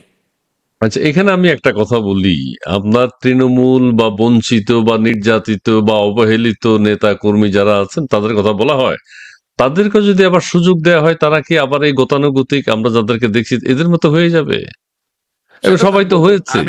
আমি জ্যোতিষী নই, তবে নেতৃত্বের জায়গায় যদি আপনি শক্ত থাকতে পারেন, দুষ্টের দমন শিষ্টের পালন যদি আপনি করেন, কিছু লোক দুষ্ট হবে কিন্তু সবাই তো হবে না। এর তো উদাহরণের কোনো কমতি তো পৃথিবীতে নাই। জি, জি, ঠিক আছে মালয়েশিয়া, রাশিক। মালয়েশিয়া তো is a very corrupt country, whether you like it or not, but fact of the matter remains, Mahathir মোহাম্মদকে তো আপনি কিছু বলতে পারতেছেন না। না, ঠিক সে আছে। যখন লাঠি ধরতেছে তখন সব টনটনা করে ফেলতেছে, আবার ছাড়তেছে, হুম, আবার হুম, অন্যরকম হচ্ছে। ঠিক আছে না? হুম, হুম, হুম, তো হুম। ঘটনা হচ্ছে যে আপনার সব ধরনের উদাহরণই তো পৃথিবীতে রয়ে গেছে। সিঙ্গাপুরের লি কুয়ান ইউ কি আপনি তাকে নিয়ে কোনো কথা বলতে পারতেছেন? না, তাকে চিনেও না কেউ, চিনেও তাহলে না সবাই কি। চিনে। ইজ দ্য না, না, ফাদার না, অফ, মানে, মানে না, আমি সেটা বলছি না, মানে এখন যে সিঙ্গাপুরে যিনি আছেন বা অতীতে যারা ছিলেন, তারা তো জানে, ইতিহাস তো জানা আছে। না, লি কুয়ান ইউর কিন্তু ছেলে তো সিঙ্গাপুরের দায়িত্বে ছিলেন, হুম, কিন্তু হুম, উনি হুম। তো ধরেন ওনার দলের লোকদেরকে লি কুয়ান ইউর 50 বছর পূর্তি উদযাপন করতে দেয় নাই। না, সেটাই গোপনে নীরবে কাজ করে যাচ্ছে, তাছাড়া কিন্তু নাম দেশের তো হারায় নাই, ডেভেলপমেন্ট নাম তো বেশি। দিনে দিনে তীব্র থেকে তীব্রতর হচ্ছে। হুম, আপনি হুম, মনে করেন কামাল আতাতুর্কের নাম মোছার জন্য তার্কিতে যথেষ্ট চেষ্টা চলছে না? হুম, হুম, হুম। যেই কামাল আতাতুর্ক এয়ারপোর্ট আগে আপনি আমি ল্যান্ড করতাম, সেখানে তো এখন ল্যান্ডও করতে পারেন না, তাই না? আপনি নাম বুঝতে পারছেন নাকি কামাল আতাতুর্কের? পারবেন? কোনোদিন পারবেন না। তো কথা হচ্ছে যে, যে মানুষ হৃদয়ে ঢুকে যাবে, যে মানুষ আপনার পরিচয়ের একটা অঙ্গাঙ্গী অংশ হয়ে যাবে, যে মানুষ আপনার উদ্ভাসের জন্য বিরাট বড় কৃতিত্ব বা অংশীদারিত্ব তার থাকবে, তারে আপনি বুঝবেন কিভাবে? তার আবার তার তাকে- জন্য এত কিছু করতেও হয় না, মানে না না, তাকে, সেটা তিনি তো, সেটা তো খন্দকার ইসমাইল করবে। খন্দকার ইসমাইল যখন তার অনুষ্ঠান চালাইয়া 10 মিলিয়ন $20 মিলিয়ন আয় করবে, সেখান থেকে সে বলবে যে আমি বঙ্গবন্ধুকে এত ভালোবাসি, আমি ওনার জন্য একটা মেমোরিয়াল বানাবো, আমি ওনার জন্য একটা মূর্তি বানাবো। সেটা তো কেউ হাত দিতে পারবে না, ওটা তো আপনার নিজের জিনিস। একজন শিল্পী তার নিজের রং তুলির ছোঁয়া দিয়ে উনি কোন স্বার্থ ছাড়া বঙ্গবন্ধু যেটা যেটা আমাদের শাহাবুদ্দিন সাহেব করেন, শাহাবুদ্দিন আপনি শাহাবুদ্দিন। কি ওনারে বুঝতে পারবেন? পারবেন না। তো ছবি আঁকার মধ্যে ভালোবাসা থাকলে বোঝা যায় যেটা ভালোবাসা থেকে গেছে, না? আমি বলতে চাচ্ছি কি যে এত বেশি উদযাপিত একজন মানুষ মানুষের মনে হবে, হৃদয়ে হবে, যে তার জন্য পার্থিব কোনো হস্তক্ষেপের প্রয়োজন হবে না। আপনি আপনি মনে করেন আল্লাহ আমার রক্ষা করেন, মানে আল্লাহ তো নিজের পথ দেখাই দিচ্ছেন। হযরত মুহাম্মদ সাল্লাল্লাহু আলাইহি ওয়াসাল্লামের কোথায় মূর্তি কোথায় ছবি, হযরত মুসা আলাইহিস সালামের কোথায় মূর্তি কোথায় ছবি, যীশু খ্রিস্ট ঈসা আলাইহিস সালামের কোথায় মূর্তি কোথায় ছবি, ইব্রাহিম আলাইহিস সালামের কোথায় মূর্তি কোথায় ছবি। কিন্তু তারা সবাই বিখ্যাত আলোচিত। অথবা একটু নাইমে আসি, একটু আগে আউলিয়ার কথা বললাম, নিজামুদ্দিন আউলিয়ার মূর্তি ছবি দেখছেন নাকি আপনি? নাম কি মুছে গেছে? তো হযরত শাহজালাল, আপনি কি মাজার ভাঙলে কি নাম মুছে যাবে? তো আমি যে বলতেছি যে নেতাজি সুভাষ বোস কয়টা মূর্তি আছে ভাই, কয়টা ছবি দেখছেন? আপনি বুঝতে পারবেন নাম কোনোদিন? Is it possible? আপনি সর্দার পাটেলের বিরাট বড় মূর্তি একটা বানাইছেন, বিশাল বড় মূর্তি। আপনি পারছেন নাকি মহাত্মা গান্ধীকে ছাড়া যেতে? আপনি পারছেন নাকি কি বলে সুভাষ বোসকে ছাড়া যেতে? তো তার মানে আমি বলতে চাচ্ছি যে আমাদের এত অনিশ্চয়তা থাকতে হবে কেন, আমি তো ঠিক বুঝতে পারছি না। কিন্তু প্রতিটা জায়গায় আমার পয়সা বানাইতে হবে, এর জন্য আজকে আমরা দায়ী। আমরা পয়সা করে দেন আপনারা, আমরা তো এটার জন্য দায়ী। আপনি প্রত্যেকে বঙ্গবন্ধুর নাম নিয়ে একটা করে প্রকল্প বানায়, প্রজেক্ট বানায়। ওয়াই? কিসের জন্য এটা হবে? আপনি ধরেন বাংলাদেশের একটা বিরাট বড় পুরস্কারের জায়গা ছিল বেগম রোকেয়া, ঠিক আছে? তো বেগম রোকেয়া জাতীয় পদক জীবনে কোনোদিন তার জন্মস্থান থেকে দেওয়া হয়নি। আমরা কি আমাদের জায়গায় ঠিক আছি? আপনাকে ক্ষমতায় যেতে হবে, এই জন্য কোনো অন্যায় দাবি সেটাকে আপনাকে সমর্থন করতে হবে। ধরেন এই যে এখন আমি এটা বলে ফেলি, আল্লাহ আমার কপালে কি আছে, এই যে সরকারি কর্মকর্তারা যে আন্দোলন করতেছে, আমি ইউনূস সাহেবকে সমর্থন করি না, কিন্তু দেশের মালিক জনগণ এবং তার দ্বারা নির্বাচিত জনপ্রতিনিধি, কোন সরকারি কর্মকর্তার চাকরি কেন ইয়ে করা যাবে না? তাহলে আপনি মেজর জেনারেল জিয়াউর রহমানের হ্যাঁ না ভোটের মতো ভোট করবেন, চাকরিতে থেকে যাবেন। তাহলে আপনি এরশাদ সাহেবের মতো বানানো ভোট করবেন, আপনি চাকরিতে থেকে যাবেন। তাহলে আপনি 2024 সালের মতো নির্বাচন করবেন, আপনি চাকরিতে থেকে যাবেন। এই জন্যে কিন্তু আমাকে ক্ষমতায় যেতে হবে, শুধু আমি একটা অন্যায়কে হইলেও সমর্থন করব। হয় কি, ওই যখন আমরা বেশি সত্য কথা বলতে যাই, তখন অনেকে সত্যটা ধারণ করতে পারে না। আপনি মনে করেন খন্দকার ইসমাইল কি এমনি এমনি বিদেশে এসে থাকতেছে নাকি? যদি আমার দেশে আমলারা এত ভালো দেশ চালায় থাকে, তাহলে আপনার মতো এরকম ট্যালেন্টেড লোক যারা এক নামে বাংলাদেশে সবাই চিনে, তা আপনি ছাইরা বিদেশে আছেন কেন? আপনি মনে করেন প্রাণ আরএফএল গ্রুপের মতো একটা সফল গ্রুপ, যারা বাংলাদেশের বাইরেও ব্যাপক তাদের কর্মকাণ্ড, সানি ভাই, হ্যাঁ, ওনার ওনার ভালো নাম হচ্ছে আসান চৌধুরী, পুরো নামটা তো মনে নেই, আমি ছোট বাচ্চা সানি ভাই বলি। ধরেন এই যে ভদ্রলোক মাইক ধরে বলে যে ভাই আমাদের বাঁচতে দেন, কারে বলে? আপনারা আমারে? আমি তো প্রাণের আম সত্য খাইতেছি, বলতেছে ওই সরকারি কর্মকর্তারা যে ভাই আল্লাহর বাস্তে ফাইলটা ছাড়েন। কি ভাই, অ্যাপেক্স এর মঞ্জুর হিসেবের ছেলে নাসিম মঞ্জুর, আর ওয়াটন থেকে লেখাপড়া করে আসছে, সে কি বাংলাদেশে কি রক্ত চুষতে আসছে? সে তো একটা গ্লোবালি একসেপ্টেড ব্র্যান্ড বানাই ফেলছে, যার জুতা ইটালিতে যাচ্ছে, যার জুতা ফ্রান্সে যাচ্ছে, যার জুতা আমেরিকা যাচ্ছে। সে যখন এরকম হাত জোর করে বলে মানুষ যে আমরা বাঁচতে দেন, সে কি আপনারা আমারে বলতেছে নাকি? আপনি মনে করেন আকিজ গ্রুপ, আমার আওয়ামী লীগে তো আকিজ গ্রুপের একজন এমপি ছিলেন, এখন একজন বাণিজ্য উপদেষ্টা আছে না? তো তারা যখন হাত জোরে বলে বাঁচতে দেন, তখন কি কাকে বলে? আপনাকে আমাকে নাকি ওই আমলাদেরকে বলে? কিন্তু আজকে এমন এক অবস্থা, আওয়ামী লীগ, বিএনপি, আপনার কি বলে যে জাতীয় পার্টি, জামাত ইসলামী, এমনকি কমিউনিস্ট পার্টি, জাসদ, সবাই এমন ভাবে আজ দেশ দ্বিধাবিভক্ত যে যদি কোনো ব্যক্তি 10 জন লোকের মাঝে বায়ু ত্যাগও করে এবং দুর্গন্ধে যদি টিকার উপক্রম নাও হয়, তাও একজন বলবে না উনি তো ভালো কাজ করেছেন, ওনার গন্ধটা গোলাপের মতো লাগছে, আরে তোমার না না উনি খুব অন্যায় করেছেন। জাস্ট রাজনৈতিক বিভক্তির জন্য যেটা সঠিক নয়, সেটাকে কেউ বলবে সঠিক, কেউ বলবে বেঠিক, এবং আমরা এটা এন্ডোর্স করতেছি। আপনার যে আমি একটু আগে একটা কথা বললাম, ওটা উত্তর আপনি কেন এখানে কেউ দিতে পারবে না, যে 71 সালের স্বাধীনতা যুদ্ধে একজন সাধারণ মানুষ পাকিস্তান হানাদার বাহিনীর machine gun, rocket launcher, tank দেখার পরও ভয় পাইল না, সে অকাতরে ঝাঁপাই পড়তে বললো, তাহলে আজকে এত সার্বভৌমত্ব বিপদের মধ্যে এত কিছু কেউ রাস্তায় নামতেছে না কেন?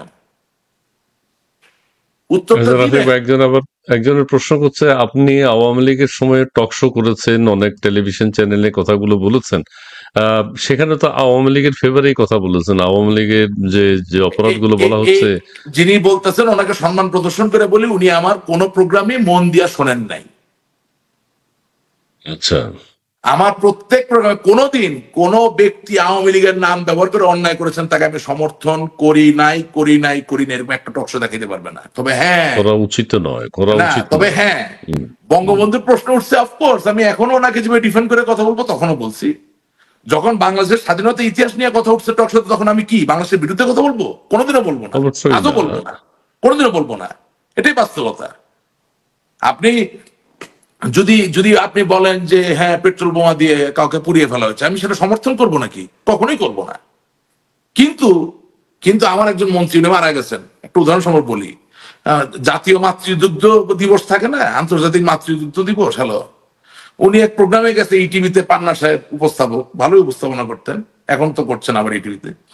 আমাকে উনি জিজ্ঞেস করলেন যে আপনাদের একজন মন্ত্রী বললেন যে বেশি বেশি করে মাতৃদুগ্ধ সেবন করলে নাকি সন্ত্রাসী হওয়া থেকে বিরত থাকা যায়। তা আমি কি ওখানে মন্ত্রী সাহেবকে সমর্থন করছি?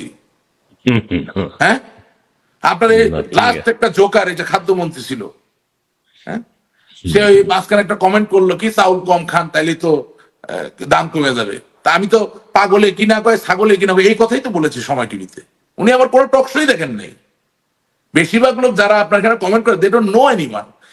এই সোশ্যাল মিডিয়ার যুগের এটাতে বিপদ, মানুষকে না চিনে না বুঝে, হৃদয়ের কথা না বুঝে একটা কথা বলে দেয়। এই যে আপনারা বললো টাকলা, যে বেটা আপনাকে টাকলা বলছে, চাচা মামা কেউ টাকলা নাই, হে বেটার আব্বাই টাকলা হয় নাই, এই বেটা নিজে বলে টাকলা হইবে না, দাঁত পড়বে না, অর্বাচীন একটা কুরুচিপূর্ণ একটা লোক। হ্যাঁ, কি বলেন আপনি?